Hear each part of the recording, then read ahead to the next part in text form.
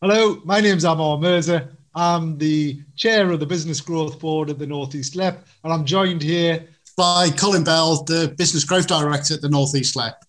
Right, and this is the first in a series of three discussions that Colin and I are having 1 year on from when we first experienced a lockdown.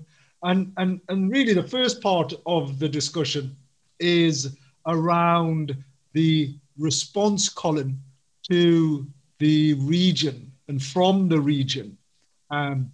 Specifically, how everybody sort of came together, how we at the North East LEP pulled people, critical partners, stakeholders to get that insight and that information so that we could react and respond to, I'm loath to say it, an unprecedented situation, Colin, is what it was. It absolutely was, and it was one that kind of rocked us all, wasn't it? Obviously, it caused a great shock to the economy, but also everyone, as organisations, as people, it was very, very, very disruptive. And in some ways, a year's a long time ago, but it's, in some ways it seems a long time ago, but in other ways it seems, that it was only yesterday. So one of the things we did as a region, obviously recognise that this was an unprecedented event, and really recognised that what we had to do was develop a plan really quickly. This was something that was going to cause huge amounts of disruption to the economy, to people, to businesses. So an immediate response was required there. So we set up something called the COVID-19 Economic Response Group. This was really, within days of, the kind of magnitude of what was happening, hitting us, which pulled together universities, the LEP, combined authorities, business organisations to collectively develop a plan and to figure out actually how we were going to respond to this and support people and businesses to deal with the consequences of what was happening, but also to plan on some of the more medium and longer term things that we would need to do to recover from it equally. And I must admit, the way and the manner of that response truly reflected the passionate people, sort of wanting to come together, not just around a positive time, but more critically and importantly, one of the most traumatic experiences that we have ever had in history. So we created a number of things, Colin. We the Economic Response Group, which you've just mentioned, which had key stakeholders from pretty much every area and every sector. And tell us a little bit about the creation of the COVID-19 toolkit on the Northeast Growth Hub, because that for me was, the Northeast Growth Hub is the go-to place for any organisation and any service provider. But you pulled together a toolkit. Just explain and touch a little bit on that, please, Colin. Yeah, so again, very early on, it was recognised for the region to effectively respond and to provide the businesses and people the information that they required, which was a very fluid and fast-moving set of events in the early days. It was almost on a daily basis. There were new initiatives coming out, new information coming out in terms of new restrictions and different rules that they were having to adhere to. So it was, as I say, it was a really fluid situation. So we recognised we needed that one place where people could point to, so all our partners could point to, but also where businesses and people could access the information, clear information on what it was they needed to do, but also the types of support that they could access to deal with the events as they unfolded. So what we did, we kind of developed a framework along with our partners. So looked at things like actually, how do you start a business in a crisis? How do you operate under COVID restrictions? But also that, again, that this happened really quickly, but lots of opportunities started to open up. There were lots of new problems that required new solutions. So again, how could we really point people towards those and help them figure out, are there opportunities that maybe their existing market's been closed down, but could they put their skills and capabilities to use elsewhere. So we put that framework in place, put that out to our partners, and partners started to adapt the type of products and solutions that they were offering to businesses to fit within that framework. And again, it happened really quickly. But just to go back to the general ethos and the passion that people showed, I mean, everyone just rolled up their sleeves, kind of got behind the plan, and there was that. You could probably liken it to that kind of wartime spirit. Everyone just kind of got behind it and supported things and did everything they could to support one another and businesses and the economy. And we've seen that firsthand, certainly at the SME Centre of Excellence, Colin, as one of your service providers, as one of the service providers within the region. And collaboratively, we created that SOS, that Save Our SMEs campaign, and pulled together over 300 professional service providers, so accountants, solicitors, marketeers, HR experts. Everybody just came together. And it was that pro bono support, that sort of helped people get by, as well as enabled them to come out of this in a distinctly different way. And I recall also, Colin, the work that we done with our fabulous board.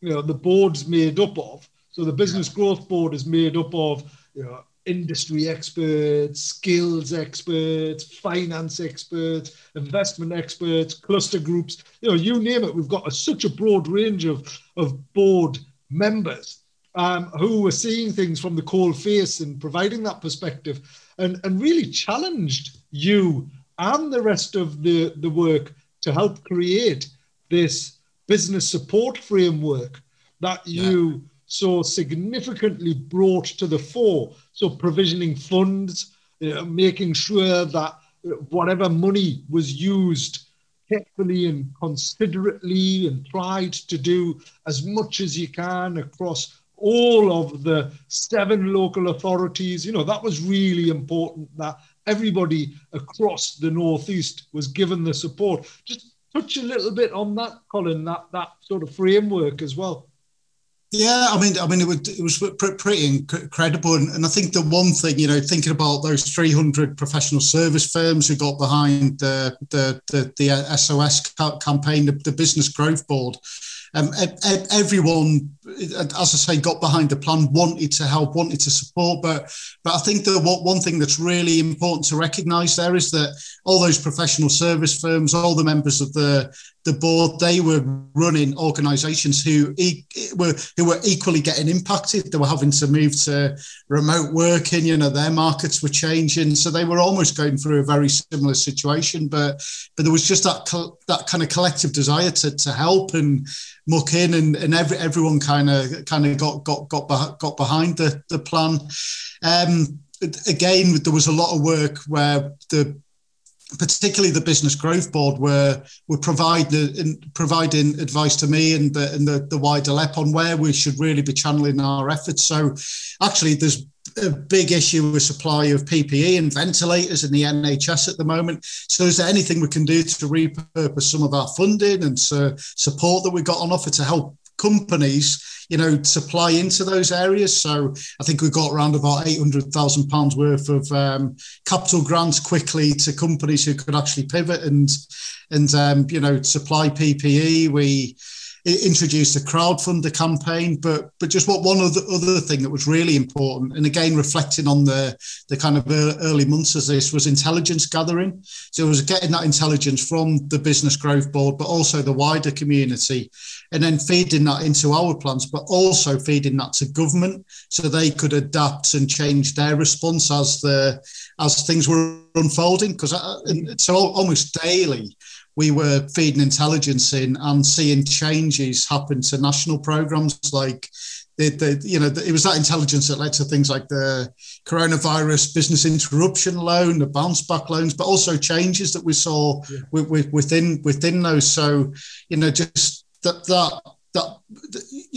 kind of input and the power of the business community behind us was. We couldn't have done it without that, and we certainly couldn't have moved at the pace we did. Yeah, And it's fantastic to see. So just on this final part of this first session, we looked at, you've mentioned innovation, you've mentioned a whole host of other key critical influence and factors like business models and pivoting and things like that. One of the things that I had certainly come up with this was all to try and help businesses illustrate what they could or should do was the innovate, hibernate, or liquidate.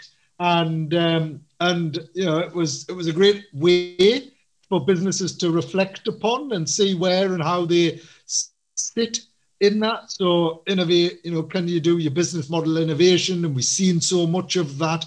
The hibernate, can you shut your doors and just lock yourself away, as we've seen a lot of businesses do. Yeah. And the liquidate was just recognizing that for some businesses there wasn't going to be a future, or there isn't a future. And whilst we haven't seen that literally in that crudeness, so we've seen a number of businesses sort of bump along. I think that just illustrated the options quite clearly to them. And that for me, the great thing is that we've seen more innovation than ever before, right? And that's the key thing, and one of the biggest success criteria and the success outcomes of all of this. Whether that's creating a vaccine, that would normally take 10 years in 10 months, or whether it's businesses looking to deploy technology and adopt digital transformation, all of those things, I think was wonderful. Yeah. It almost, I mean, just reflecting on that, Ammar, totally agree. And if you think about the way businesses operated, communicated, collaborated, all those sort of things in the past, it almost a year ago seems prehistoric, doesn't it? There's been a real kind of jolt, and the adoption of technology has just been incredible. But yeah, there's lots of positives that been lots of pain. But there's equally a lot of positives that we can draw on and really harness into the future. That's great. So thank you for tuning in and listening to part one of a 3-part series. Colin and I reflecting 1 year on from the North East LEP's Business Growth Board.